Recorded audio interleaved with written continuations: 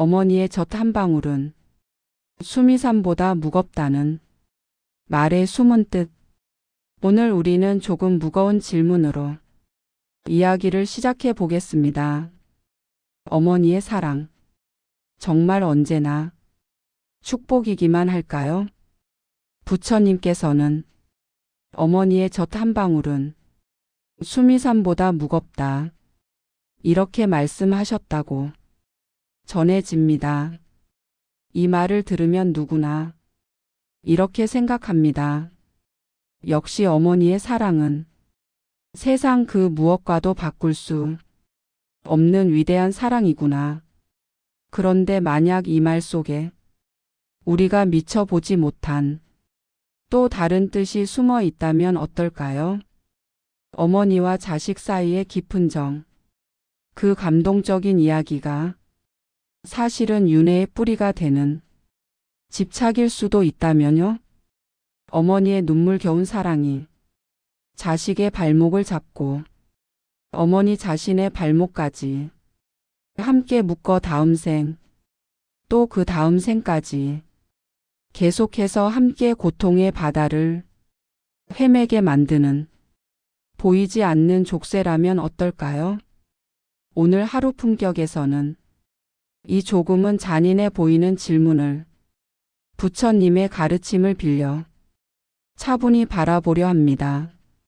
그리고 이 이야기가 단지 이론이나 교리로 끝나는 것이 아니라 지금 이 영상을 보고 계신 부모님이신 여러분, 또 한 사람의 자식으로 살아가는 여러분의 삶 속에서 어떻게 새로운 눈을 열어줄 수 있을지 함께 살펴보려 합니다.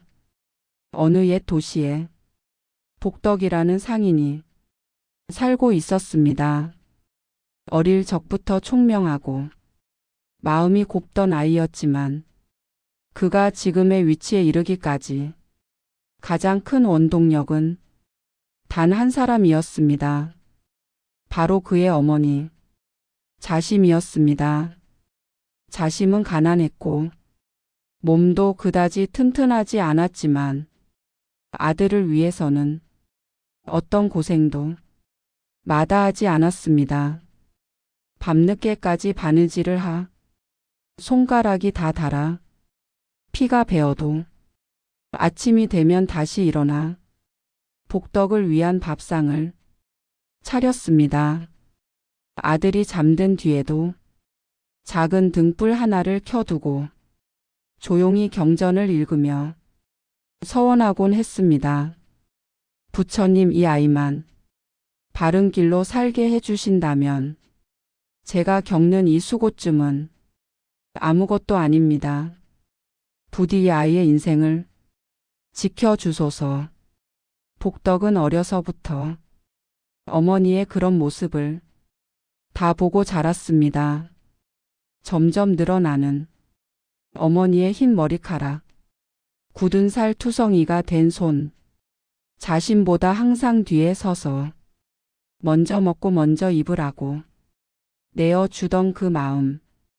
복덕의 가슴에는 감사와 미안함이 늘 함께 자리하고 있었습니다. 어머니의 이 은혜를 어떻게 하면 제대로 갚을 수 있을까?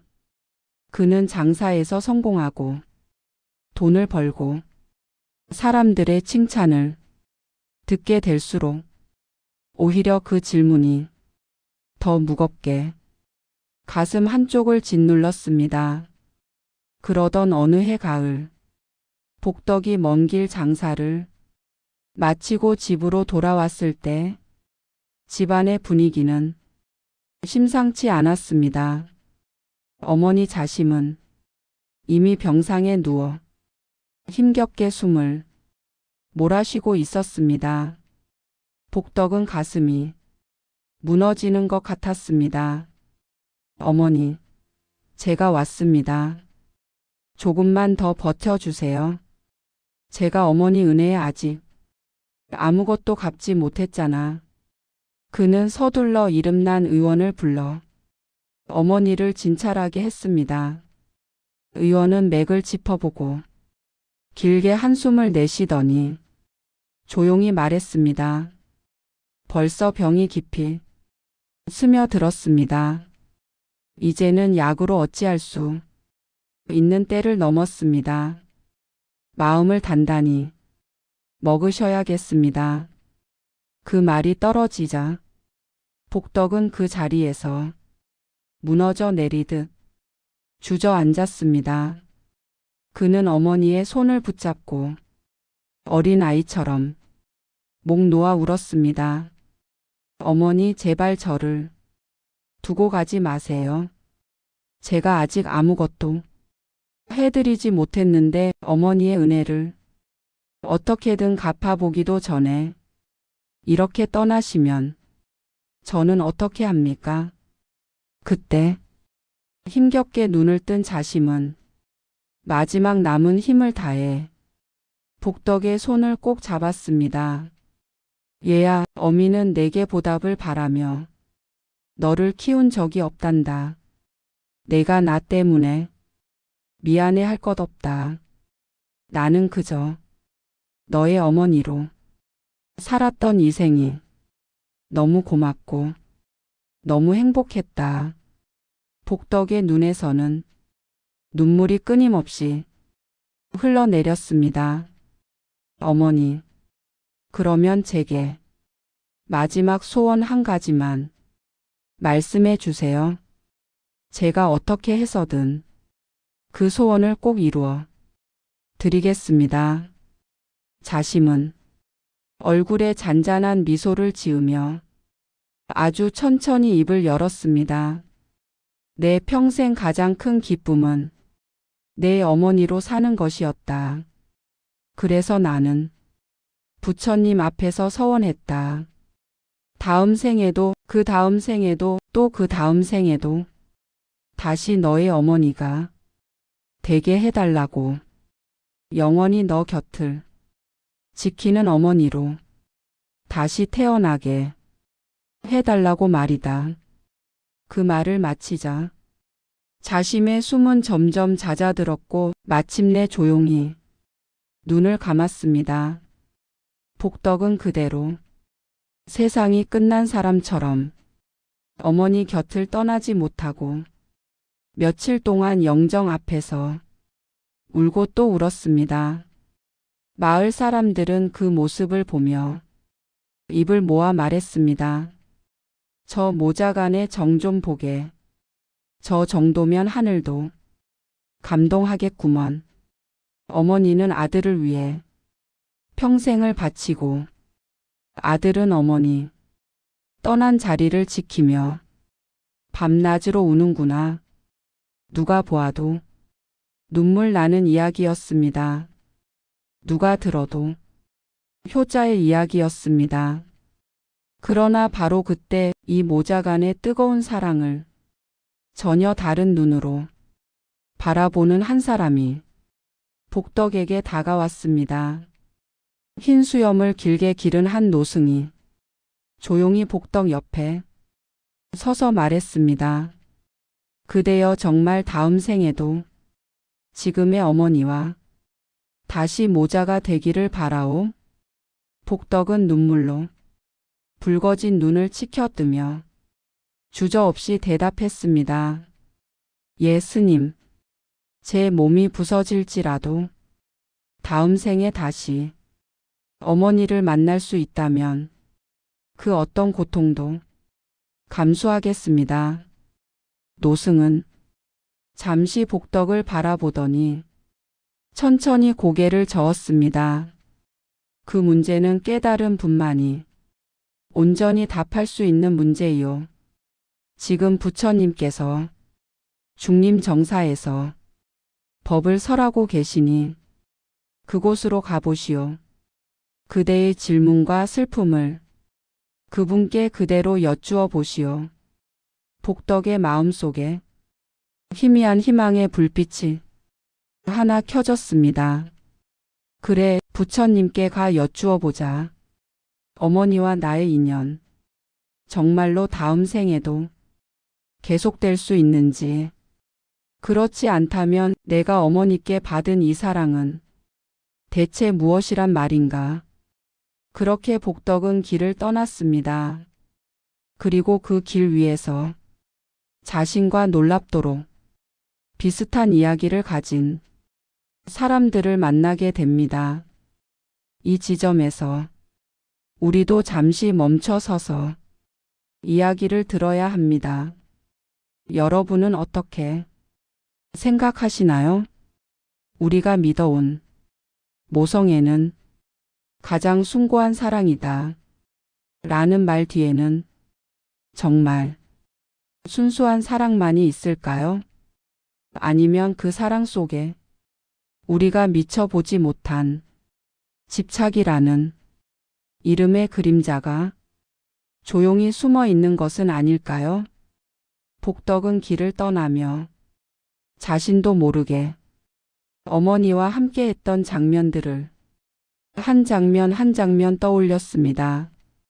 어렸을 때 비 오는 날, 젖은 옷으로 집에 돌아오면 어머니는 늘 이렇게 말씀하곤 했습니다. 얘야, 내가 아프면 어미는 심장이 찢어지는 것 같다. 제발 내 몸 좀 아껴다오. 그러면서 자기 어깨에 걸친 얇은 겉옷을 벗어 복덕의 몸을 감싸 주었습니다. 정작 어머니는 밤새도록 기침을 하면서도 감기쯤이야 괜찮다며 웃어 넘기곤 했습니다. 복덕은 그때마다 묵묵히 등을 돌려 어머니가 등을 두드리게 해드리면서도 어린 마음에 이렇게 다짐하곤 했습니다. 나중에 크면 꼭 어머니를 편하게 모시고 살겠다. 더 이상 고생하지 않으시게 하겠다. 그런데 정작 살아가는데 바쁘다는 이유로, 장사에 성공하고 돈을 벌겠다는 이유로 복덕은 점점 집에 머무는 시간이 짧아지고 있었습니다. 어머니는 늘 말했습니다. 괜찮다, 괜찮다. 멀리 나가서 장사에 성공하는 것도 다 나를 위한 일 아니겠니? 하지만 어느 순간부터 복덕이 집에 돌아올 때마다 어머니의 등이 조금 더 굽어 있는 것 같았습니다. 머리카락은 더 휘어지고 손 마디마디는 퉁퉁 부어 있었지만 어머니의 말은 늘 똑같았습니다. 벌써 왔냐? 밥 먹었니? 복덕은 이 모든 것이 당연했던 시간이 영원히 계속될 줄 알았습니다. 언젠가 자신이 여유가 생기면, 언젠가 장사가 더 잘 되면 그때는 꼭 어머니를 모시고 좋은 곳으로 여행도 가고 맛있는 것도 많이 사드리고 푹 쉬게 해드리겠다고 생각했습니다. 하지만 그 언젠가는 결국 오지 않았습니다. 그리고 지금 어머니는 그의 곁에서 숨을 멈추었습니다. 복덕의 마음이 이렇게 요동치고 있을 때 사실 우리 마음도 크게 다르지 않습니다.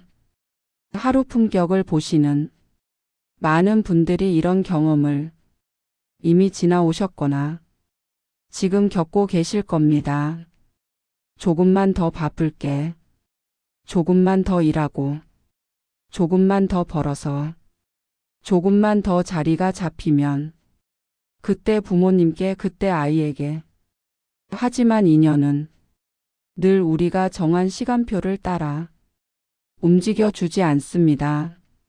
어느 날 갑자기 부모님이 쓰러지시고 손을 붙들고 울기만 하다가 마지막을 맞이해야 하는 순간이 불쑥 찾아오기도 합니다. 복덕이 경험한 장면은 결코 먼 옛날의 이야기가 아니라 지금 이 시대를 사는 우리 모두에게 언젠가 닥칠 수 있는 매우 현실적인 장면이기도 합니다. 복덕은 노승의 말을 듣고 중림정사로 향하면서도 한 가지 생각이 머릿속을 떠나지 않았습니다. 어머니의 서원은 도대체 무엇이었을까? 다음 생에도 또 내 어머니가 되겠다는 그 말. 나는 그 말을 너무 감동적으로만 받아들였지만 부처님께서는 과연 그 서원을 어떻게 바라보실까? 여러분도 혹시 비슷한 경험이 있으신가요? 부모님이 이렇게 말씀하신 적, 다음 생에도 우리 가족으로 태어나자. 다음 생에도 또 엄마, 아빠, 자식으로 와라. 그 말을 들을 때 마음이 따뜻해지는 동시에 이상하게 가슴 한켠이 먹먹해지는 느낌을 받으신 적이 있으실 겁니다. 그 말 속에는 사랑과 그리움, 불안과 두려움, 그리고 놓지 못하겠다는 깊은 집착이 함께 섞여 있기 때문입니다. 어쩌면 우리도 모르게 이렇게 생각하며 살아왔을지 모릅니다. 가족만큼은 절대 잃고 싶지 않다. 우리 아이만큼은 내 곁을 떠나지 않았으면 좋겠다. 우리 부모님만큼은 다음 생에도 꼭 다시 만날 수 있으면 좋겠다. 이 마음 자체를 나쁘다고 할 수는 없습니다. 하지만 부처님께서는 바로 이 지점에서 중요한 질문을 던지십니다. 그 사랑이 정말로 그 사람을 자유롭게 하는 사랑인가? 아니면 영원히 내 곁에 묶어두려는 마음이 섞여 있는 것은 아닌가? 우리는 종종 이런 착각에 빠지기도 합니다. 집착이 깊을수록 사랑이 깊은 것이라고. 그래서 놓지 못하는 마음 제대로 보내드리거나 내려놓지 못하는 마음을 오히려 충성심이나 효심으로 착각하기도 합니다. 하지만 부처님의 시선은 조금 다릅니다. 부처님께서 보셨을 때 진짜 사랑은 내 곁에만 있어라가 아니라 어디에 있든 어떤 모습으로 다시 태어나든 부디 고통에서 벗어나 더 자유로워지기를 바란다. 라는 마음에 가깝습니다. 그런 의미에서 복덕의 어머니가 남긴 서원은 지극히 인간적이면서도 동시에 아주 무거운 서원이기도 했습니다. 다음 생에도 반드시 내 어머니가 되겠다. 아들을 향한 지극한 사랑의 고백이면서도 그 사랑 때문에 자신도 아들도 서로를 놓지 못하고 윤회 속에서 계속해서 얽히고 설키게 만드는 굵은 줄이 될 수 있었기 때문입니다. 복덕이 길을 걸으며 이 사실을 모르고 있을 때 우리는 영상 앞에서 한 발 앞당겨 이 질문을 더 먼저 스스로에게 던져 볼 수 있습니다. 나는 지금 누구를 붙들고 있는가? 나는 어떤 관계를 어쩌면 영원히 끊고 싶지 않다는 마음으로 붙들고 있는가? 그 대상이 부모님일 수도 있고 자녀일 수도 있고 배우자일 수도 있습니다. 언제까지나 내 곁에 있어야만 안심이 되는 사람, 딱 한 사람만 떠올려 보셔도 좋습니다. 그 사람을 향한 나의 사랑 속에는 상대방을 자유롭게 놓아줄 수 있는 여유가 얼마나 들어 있을까요? 아니면 내 곁에 묶어두고 싶은 두려움과 불안이 얼마나 섞여 있을까요? 부처님의 가르침은 바로 여기에서부터 출발합니다. 복덕은 결국 중림 정사로 향하며 조용히 다짐했습니다. 부처님께서 어떤 말씀을 하시든 나는 피하지 않겠다. 내 마음이 아프더라도 부처님의 말씀이라면 정면으로 듣겠다. 그래야 어머니의 마지막 서원을 진짜로 이해할 수 있을 테니까. 이 장면은 마치 우리에게도 이렇게 묻는 것 같습니다. 당신은 진실을 들을 준비가 되었습니까? 당신의 마음을 조금 아프게 할지라도 당신이 지금까지 믿어온 가족의 사랑에 대한 관점을 완전히 뒤집어 놓을 수도 있는 이야기를 들어볼 준비가 되었습니까? 하루 품격에서 나누는 이 불교 인연 이야기는 단순히 옛날 설화가 아니라 지금 이 순간 우리의 삶을 다시 돌아보게 만드는 거울과도 같습니다. 어쩌면 지금 화면을 보고 계신 분들 가운데는 이미 부모님을 떠나보내신 분도 계실 겁니다. 그때 왜 조금 더 잘해드리지 못했을까? 그때 왜 조금만 더 참았을까? 가슴 한 구석에 무겁게 남아있는 후회와 죄책감, 말로 다 하지 못한 눈물들이 조용히 올라오실 수도 있습니다. 또 어떤 분들은 아직 어린 자녀를 키우며 이렇게 생각하실지도 모릅니다. 이 아이가 나를 떠나면 어쩌지? 이 아이가 나 없이는 아무것도 못할 것처럼 느껴질 때가 많다. 그래서 아이를 위한다는 명분으로 사소한 것 하나까지 모두 통제하고 싶어지기도 합니다. 학교, 친구, 진로, 결혼, 심지어는 아이의 감정과 생각까지도 내가 정해주고 싶어지는 마음. 부처님께서는 바로 이런 집착이 우리를 그리고 우리가 사랑하는 사람들을 함께 묶어버린다고 가르치십니다. 하지만 부처님의 가르침은 우리에게 죄책감을 주려는 것이 아닙니다. 너희의 사랑이 틀렸다는 비난이 아니라 그 사랑의 방향을 조금만 바꾸어 보라는 초대에 가깝습니다. 같은 사랑이지만 조금 더 지혜롭게 바라보고 조금 더 넓은 시야에서 보라는 자비로운 권유입니다. 그래서 오늘 하루 품격에서 드리고 싶은 제안은 아주 단순합니다. 내가 사랑하는 이들을 붙들고 있는 마음에서 함께 자유로워지기를 비는 마음으로 조금만 바꾸어 볼 것. 이 한 걸음이 생각보다 우리 삶을 크게 바꿔줄 수 있습니다. 어머니의 젖 한 방울이 수미산보다 무겁다고 했던 그 말씀을 단지 어머니의 사랑은 위대하다라는 칭찬으로만 듣지 않고 그만큼 서로를 묶는 인연도 무겁다는 경책으로 함께 새겨본다면 우리는 조금 다른 방식으로 현재의 가족을 바라보게 될 것입니다. 복덕이 마침내 중림정사의 문턱에 들어설 때 그의 마음에는 두 가지 감정이 함께 자리하고 있었습니다.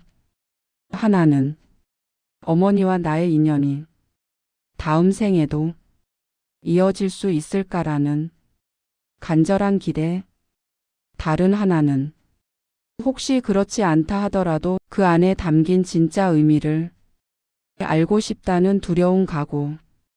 우리 역시 지금 이 영상을 보며 비슷한 자리에 서 있습니다. 지금까지 우리가 믿어왔던 가족의 사랑이라는 이야기 뒤에 숨겨진 또 다른 층을 한 번쯤은 들여다볼 용기. 그 용기가 있을 때 우리는 비로소 사랑과 집착을 구분할 수 있게 되고 사랑을 조금 더 지혜로운 방향으로 이끌어 갈 수 있게 됩니다. 복덕이 중림 정사로 향하는 길에는 유난히 눈물을 머금은 얼굴들이 많았습니다. 그 길에서 그는 자신과 비슷한 상처를 안고 있는 세 사람을 만나게 됩니다. 첫 번째는 연하라는 부인이었습니다. 연하는 복덕의 이야기를 듣고 조용히 고개를 끄덕이며 말했습니다. 저도 어머니를 떠나보낼 때 비슷한 경험을 했습니다. 어머니께서는 마지막 순간까지 제 손을 꼭 잡고 놓지 않으셨어요. 그리고 말씀하셨습니다. 얘야, 다음 생에도 꼭 내 어머니로 태어나고 싶구나. 내 곁을 떠나고 싶지 않다. 그때 저는 그 말이 세상에서 가장 아름다운 사랑의 고백인 줄 알았습니다. 연하의 눈가에는 그때를 떠올리는 눈물이 맺혀 있었습니다. 두 번째로 명심이라는 선생을 만났습니다. 명심은 복덕의 말을 듣고 조용히 한숨을 내쉬었습니다. 제 어머니 역시 임종 전에 그러셨습니다. 아들아, 차마 너를 두고 떠날 수가 없구나. 부디 다음 생에는 다시 내 곁에서 태어나 내 삶을 지켜보게 해다오. 저는 그 말을 지금까지도 마음속 깊이 간직하고 있습니다. 어머니의 그 눈빛은 세월이 지나도 조금도 흐려지지 않습니다. 마지막으로 그들은 지광이라는 노인을 만났습니다.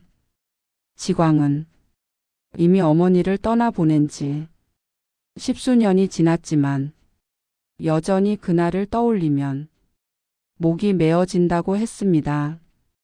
어머니께서 떠나시기 전에 이렇게 말씀하셨지.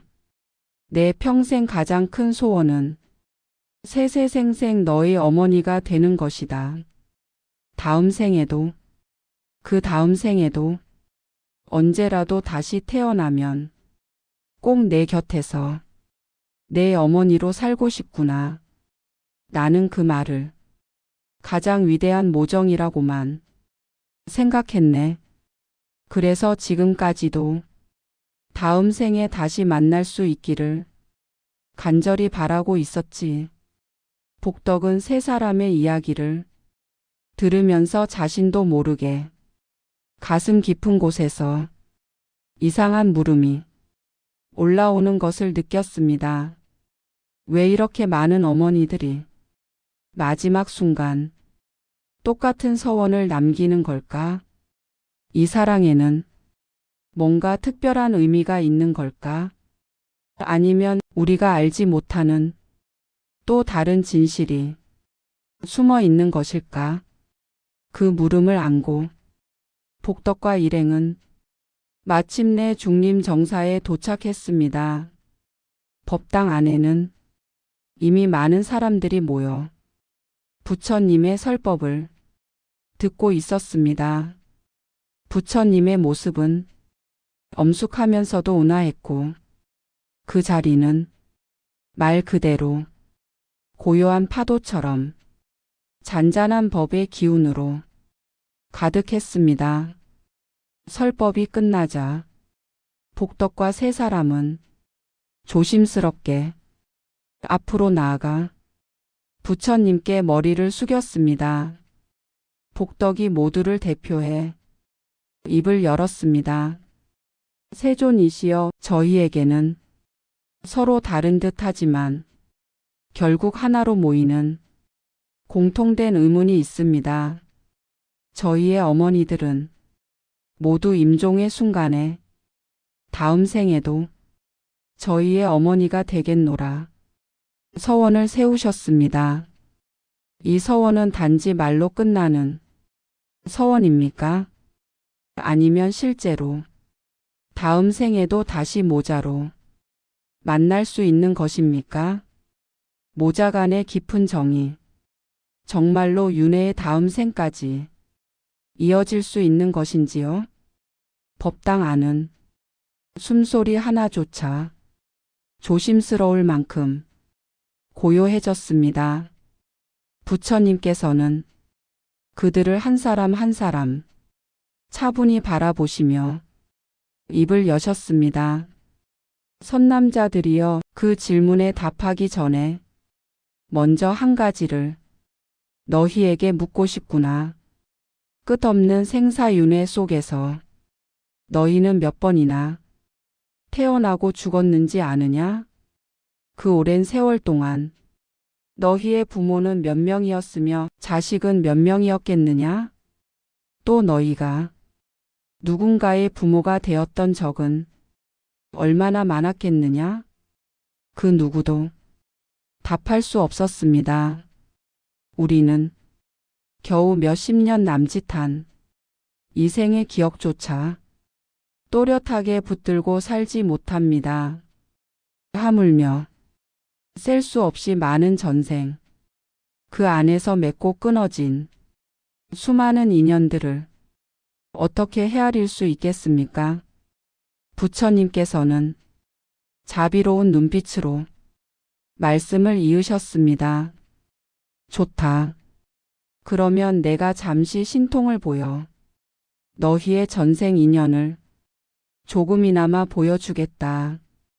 그 말씀이 떨어지자 마치 눈앞에서 긴 영화가 펼쳐지듯 장면들이 스쳐 지나가기 시작했습니다. 복덕의 전생이 보였습니다. 아주 오래전 그는 전장을 누비던 장수였습니다. 그리고 지금 생의 어머니인 자심은 그가 치열하게 싸우던 적국의 장수였습니다. 두 사람은 죽을 힘을 다해 서로를 쓰러뜨리려 했습니다. 그 과정에서 깊은 원한과 상처가 서로의 마음에 남았습니다. 그 다음 장면에서 연하의 전생이 보였습니다. 연하는 의원이었고 지금 생의 어머니는 그에게 찾아온 한 환자였습니다. 연하는 혼신을 다해 그 환자의 병을 고치려 했지만 끝내 살리지 못했습니다. 내 생을 책임져 주. 환자의 눈빛 속에는 원망과 의지가 엉켜 있었습니다. 이번에는 명심의 전생이 보였습니다. 명심은 장사꾼이었고 지금 생의 어머니는 그와 심하게 다투던 손님이었습니다. 이 물건값이 너무 비싸지 않소? 제 값을 받는 것 뿐입니다. 두 사람은 사소한 거래 문제로 큰 다툼을 벌였고 그 인연은 쓴 감정으로 남았습니다. 마지막으로 지광의 전생에서는 지금의 어머니가 그의 동생 혹은 스승 혹은 길 위에서 스쳐 지나간 낯선 나그네로 여러 번 등장했다가 사라지곤 했습니다. 이 장면들을 지켜보던 복덕과 일행은 충격의 말을 잃었습니다. 지금 생에서는 목숨보다 더 소중한 어머니가 전생에서는 적이었고 환자였고 다투던 손님이었고 수많은 인연들 중 단 한 번 스쳐간 타인이었다는 사실이 도저히 믿기지 않았습니다. 부처님께서는 놀라 얼어붙은 그들을 향해 조용히 말씀하셨습니다. 너희가 방금 본 것은 넓고 넓은 바다에서 물 한 방울을 본 것에 불과하다. 끝없는 윤회 속에서 모든 중생은 서로의 부모였고 서로의 자식이었으며 형제 자매였고 부부였으며 원수이기도 했다. 금생에 너희가 가장 가깝게 느끼는 어머니와 자식 관계도 다음 생에는 스쳐 지나가는 행인이 될 수 있고 서로 등을 돌린 원수가 될 수도 있다. 복덕의 마음은 한편으로는 이해할 수 없었고 또 한편으로는 희미하게 어떤 이치를 깨달아 가는 듯 했습니다. 그는 떨리는 목소리로 여쭈었습니다. 세존이시여, 그렇다면 저희 어머니들께서 임종 전에 남기신 그 서원은 무엇입니까? 다음 생에도 또 그 다음 생에도 계속 저희의 어머니가 되겠다고 눈물로 맹세하셨습니다. 그 말씀은 저희를 향한 지극한 사랑이었던 것입니까? 아니면 그 사랑 안에 저희가 알지 못했던 다른 의미가 숨어 있었던 것입니까? 연하 명심지광도 차례로 묻기 시작했습니다. 세존이시여, 모자간의 정이 다음 생까지 이어질 수 없다면 지금 이 감정은 너무나 더섭는 것이 아닙니까? 우리는 지금까지 그 서원이야말로 가장 순수한 모정이라 믿어왔습니다. 그런데 세존의 말씀을 들으니 모든 것이 혼란스럽습니다. 법당 안의 공기는 더욱 깊어졌습니다. 부처님께서는 잠시 눈을 감고 침묵을 지키셨다가 천천히 입을 여셨습니다. 너희는 참으로 중요한 질문을 하였구나. 어머니들이 임종의 순간에 남긴 그 서원은 윤회 속에서 가장 슬프고도 가장 집요한 진실을 드러내고 있다. 그 서원은 사랑의 이름을 하고 있지만 실은 가장 무거운 집착이기도 하다. 어머니들이 자식에게 품는 그 집착 때문에 또 자식이 그 사랑에 매달리며 놓지 못하기 때문에 중생들은 생사윤회의 고통 속에서 끝없이 돌고 또 돌며 해탈하지 못하는 것이다.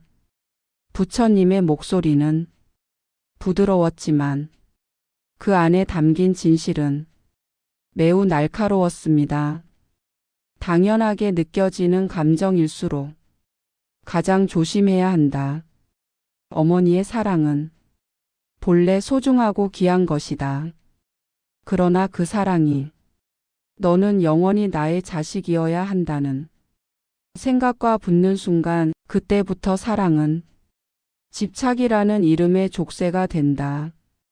진정한 자비란 한생 한 관계에만 얽매이는 것이 아니다. 서로가 깨달음의 길로 나아가도록 돕는 것.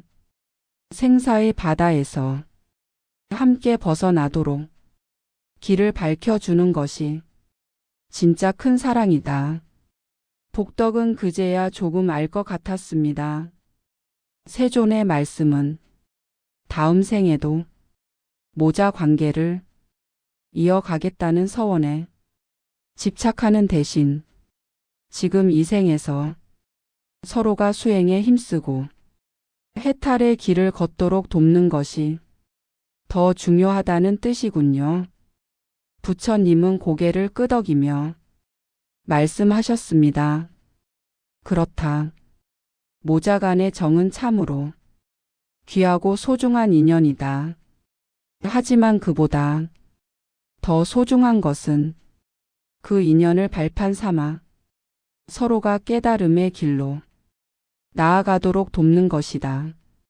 진정한 효도는 단지 부모와 자식의 관계를 영원히 이어가려는 것이 아니라 부모를 생사의 고해에서 벗어나게 해드리는 것. 그것이야말로 가장 큰 효도이다. 이제 이 이야기를 우리의 현실로 가져와 보겠습니다.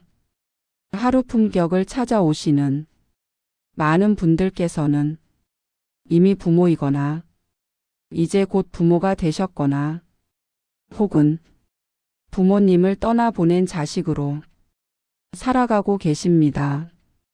이 나이가 되면 우리는 이런 생각을 한 번쯤은 하게 됩니다.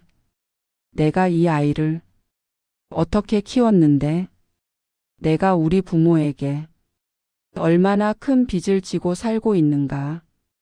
그래서일까요?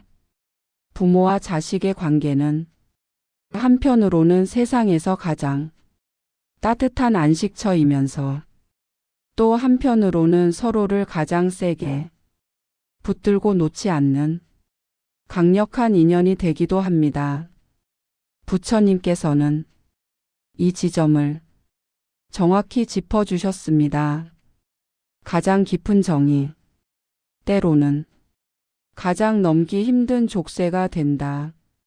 그렇다면 우리는 어떻게 이 사랑을 사슬이 아니라 날개로 바꿀 수 있을까요? 사랑과 소유를 구분하는 것에서 시작합니다. 우리는 흔히 이렇게 말하곤 합니다. 내 자식, 우리 아이. 물론 말의 표현이지만 이 속에는 알게 모르게 소유의 감정이 들어 있습니다. 내가 낳았으니 내 인생에도 내가 어느 정도 간섭할 수 있다. 내가 너를 위해 이렇게 희생했으니 너도 내 기대에 맞춰줘야 한다. 부처님께서 말씀하신 가장 무거운 집착은 바로 여기에서 시작됩니다. 진짜 사랑이라면 이렇게 말할 수 있어야 합니다. 너는 내 몸에서 나왔지만 나의 소유물은 아니다. 너는 하나의 온전한 생명이고 너만의 길이 있는 존재다. 부모가 이 마음을 낼 수 있을 때 비로소 사랑은 조금씩 집착에서 자유로워지기 시작합니다. 이 생의 역할과 영원한 관계를 섞지 않습니다. 많은 어머니, 아버지들이 이렇게 말씀하십니다. 다음 생에도 우리 다시 꼭 만나자. 다음 생에도 우리 부부로, 우리 모자로 살자. 그 말 속에는 서로를 놓기 싫어하는 마음, 영원히 함께 있고 싶은 마음이 간절하게 담겨 있습니다. 하지만 부처님의 가르침에 따르면 바로 그 마음이 우리를 윤회의 길에 붙들어 두는 줄이 되기도 합니다. 그래서 우리는 이렇게 바꾸어 볼 수 있습니다. 다음 생에도 꼭 내 부모가 되겠다가 아니라 이 생에서 부모와 자식으로 만난 이 인연을 최대한 아름답게 쓰겠다. 그리고 이 인연을 발판으로 서로가 더 자유로워지도록 돕겠다. 역할은 이 생에서 끝날 수 있지만 그 안에서 쌓은 사랑과 공덕은 형태를 바꾸어 다음 생에서도 다른 모습으로 계속 이어질 수 있습니다. 부모로서의 소원은 영원히 너를 붙들겠다가 아니라 언제 어디서 다시 만나더라도 서로에게 도움이 되는 인연이 되자가 되어야 합니다. 효도를 감정이 아니라 수행으로 이해합니다. 부처님께서는 진정한 효도에 대해 이렇게 말씀하셨습니다. 부모와 자식의 인연을 영원히 붙들고 늘어지는 것이 효도가 아니라 부모가 생사의 고해에서 벗어나도록 돕는 것이 가장 큰 효도라고 말입니다. 그렇다면 우리는 구체적으로 어떻게 효도할 수 있을까요? 단지 돈을 드리고 맛있는 것을 대접하고 자주 찾아뵙는 것만이 효도의 전부는 아닙니다. 물론 그것만으로도 충분히 귀한 실천이지만 여기에 한 가지를 더할 수 있습니다. 부모님의 삶을 떠올리며 내가 조금 더 바르게 살고자 다짐하는 것. 내 언어와 행동을 돌아보며 누군가에게 상처를 덜 주려고 노력하는 것. 내 마음을 닦아 조금 더 자비로운 사람이 되려는 것. 이것이 바로 부모님의 사랑을 나의 수행으로 바꾸는 길이기도 합니다. 또한 이미 부모님을 떠나보낸 분이라면 부모님을 기리는 마음으로 작은 선행을 실천해 볼 수 있습니다. 누군가를 도와주며 속으로 이렇게 기도하는 것입니다. 이 공덕을 제 부모님께 회양합니다. 부디 편안한 곳에서 고통 없이 쉬시기를 바랍니다. 이처럼 부모님을 향한 그리움과 사랑을 수행과 자비의 실천으로 바꾸는 것. 이것이 부처님께서 말씀하신 큰 효도의 한 모습입니다. 가족에 대한 작은 사랑을 모든 생명을 향한 큰 사랑으로 넓혀갑니다. 복덕과 연화 명심 지광은 부처님의 가르침을 들은 뒤 이렇게 마음이 바뀌었다고 합니다. 길에서 노인을 보면 혹시 이분이 과거 생의 내 부모는 아닐까? 어린 아이를 보면 어쩌면 이 아이가 전생의 내 형제나 자식이었을지도 모른다. 이 생각이 드는 순간 누군가를 함부로 대할 수가 없어졌습니다. 어머니 한 사람에게 집중되어 있던 사랑이 조금씩 넓어져 모든 중생에게 평등한 자비심으로 퍼져나가기 시작한 것입니다. 우리도 똑같이 할 수 있습니다. 내 자식만 특별하고 우리 가족만 소중한 것이 아니라 이 세상에 존재하는 수많은 어머니와 아버지, 수많은 자식들 또한 누군가의 소중한 인연이라는 사실을 조금씩 떠올려 보는 것. 그렇게 마음을 넓혀갈 때 가족에 대한 작은 사랑은 모든 생명을 향한 큰 사랑으로 조금씩 모양을 바꾸게 됩니다. 오늘 지금 이 순간부터 우리가 할 수 있는 작은 실천, 이제 이야기를 마무리하면서 하루 품격 시청자 여러분께 조용히 제안을 하나 드리고 싶습니다. 오늘 잠자리에 들기 전에 이렇게 한번 떠올려 보시면 어떨까요? 나는 내 자식에게 혹은 내 부모에게 어떤 집착을 쥐고 살고 있는가? 내가 붙들고 있는 이 감정은 이 사람을 자유롭게 하는가? 아니면 나와 그 사람을 더 단단히 묶어두고 있는가? 만약 놓지 못하는 마음이 보인다면 그것을 억지로 밀어내려 하지 말고 조금씩 방향을 바꾸어 보십시오. 꼭 내 곁에 있어야 한다는 마음에서 어디에 있든 편안하고 자유롭기를 바란다는 마음으로 반드시 이 관계를 영원히 이어가야 한다는 집착에서 이 인연을 통해 서로가 더 나은 사람이 되기를 바란다는 기도의 마음으로 그렇게 방향을 조금만 돌려도 우리의 사랑은 조금 더 지혜로워지고 조금 더 넓어지고 조금 더 가벼워질 수 있습니다. 오늘의 이야기를 정리해 보겠습니다. 부처님께서는 어머니와 자식 사이의 깊은 정을 부정하지 않으셨습니다.